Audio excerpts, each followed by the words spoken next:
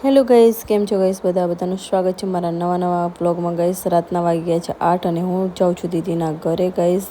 પછી ફાઇનલી મને દીદી મળી ગયા તો મેં દીદીને આપી દીધી એક્ટિવા. લો હવે તમે ચલાવો, કારણ કે ગરમી બહુ જ હતી એટલા માટે પછી મેં એમને આપી દીધી.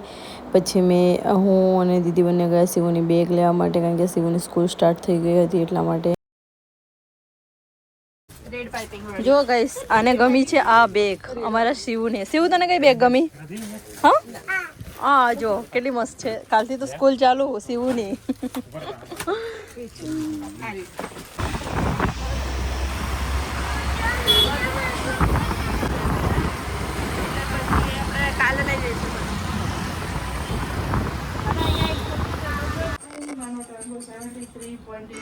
જો ગાઈસ, અમે લોકો બંને જણા ખાઈએ છીએ પેસ્ટી. હું અને શિવુ બંને જણા. હા, બહુ બધા દિવસ પછી હું બી ખાઉં છું. ગેસ જો અમે લોકો બનાવીએ છીએ રીંગણનું ભરથું. બને છે સરસ મજાનું.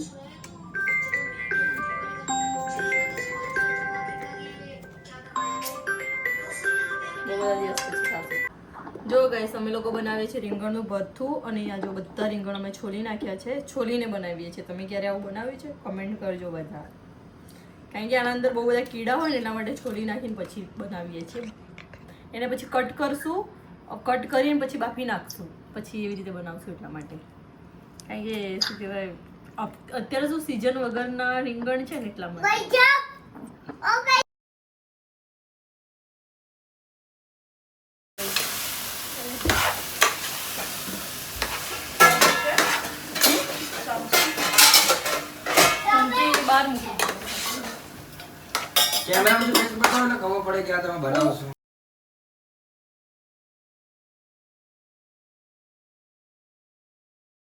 જો ગાઈસ, તમારું બની ગયું છે સરસ મજાનું રીંગણનું ભરથું, રોટલી, છાશ. જો અહીંયા મસ્ત મજાની હવે તૈયારી થાય છે.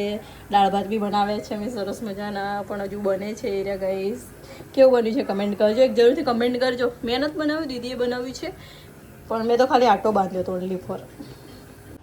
જો ગાઈસ, અમારું રીંગણનું ભરથું બની ગયું છે મસ્ત મજાનું. છાશ છે, રોટલી છે, રાઈસ છે, બધું જ છે. પછી હું નીકળી ગઈ ઘરે આવવા માટે અને રસ્તામાં જોયું તો ભયંકર એક્સિડન્ટ થયેલો હતો ગાઈસ. ચલો guys, bye bye, good night.